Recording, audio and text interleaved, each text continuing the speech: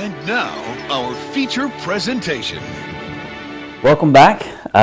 If you're joining us again, we appreciate it. If you're new to Vet Corner, well, I'm a vet, and this is a corner, so that's how we know we're in the Vet Corner. Lots of good questions. We, of course, last week talked about an October Halloween Vet Corner coming up soon. Lots of fun things planned for that. We've also gotten questions about pet food. We plan on talking more about table food and pet food next week. So stay tuned or tune back in for that. But today we're talking about kennel cough. Thank you for the question. We appreciate that. And as always, leave your comments, leave your suggestions. Be sure to share this video if you think it's interesting. We want to get the word out there about what we're doing. So let's get started about kennel cough. Kennel cough, usually when we see it, it's majority upper respiratory signs. We're talking about sneezing and, well, of course, coughing is in the name. Rarely is it lower respiratory. It's usually in the throat, in the nose. Sometimes you'll see discharge from the eyes. You can see a lot of different ways. It can come mild symptoms, just a little wheeze or a cough. Sometimes they're really sick and need to be hospitalized. It all depends on the actual disease that's causing kennel cough, and we're going to talk more about that in just a second. So that's one thing to keep in mind. It's really named in a way that's confusing for people. What it really can be is one of many different diseases. Bordetella is often called kennel cough, so the kennel cough vaccine is a vaccination for Bordetella.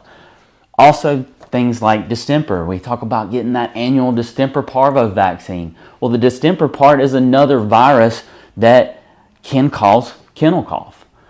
Another virus that can cause kennel cough is canine influenza, and there's a vaccine for that too. So it's really a misnamed disease in that everybody thinks it has to be gotten at a kennel. Really, any of these upper respiratory viruses, can cause what we think of as kennel cough. It can be something that you get at a dog show, at a dog park. Anywhere where there's lots of animals, there's potential for these viruses to be spread. So vaccination is very important, and understanding what it is truly. So one reason that it's called kennel cough, of course, you've probably guessed it, is because one of the most common places that they get this disease is at a kennel. A big reason for this is you got lots of animals in a tight area. It's really hard to keep them separate.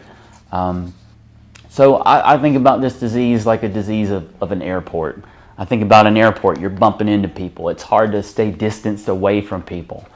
Or a mall, places where there's just lots of congestion. Kennels are often that way. So that's one reason it's called kennel cough. Truly though, the diseases that cause kennel cough, like we just talked about, can be found at different places, like I've already mentioned. So a lot of important distinctions to make there.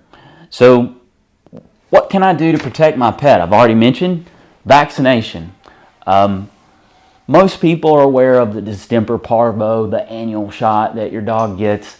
I think more and more people understand about the oral vaccine or injectable vaccine for Bordetella.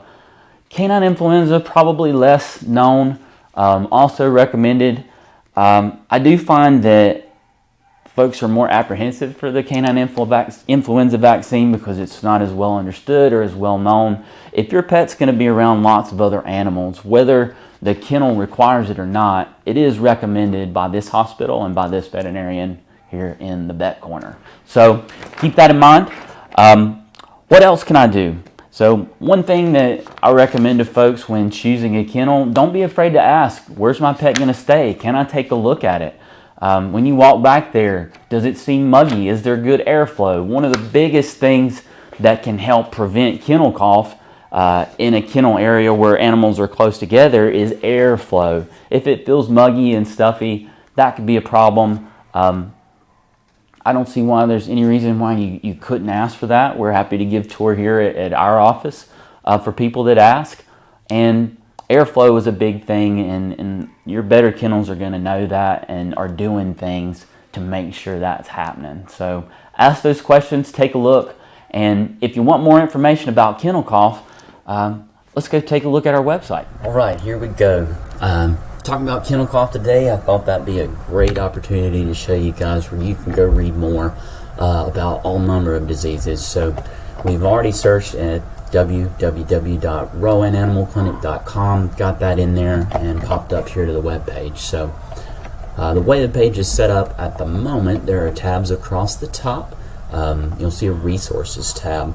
We plan on working on this in the future, but for right now, this is how you navigate to find out more about kennel cough. So we'll go on down to diseases. You'll see there we've got some canine diseases. Let's go to that. Navigating through these different links will bring you up to Veterinary Partner. Great website. It's free. It's good information written by veterinarians. Type in kennel cough, hit go. It's going to give you all kinds of things that it searched for.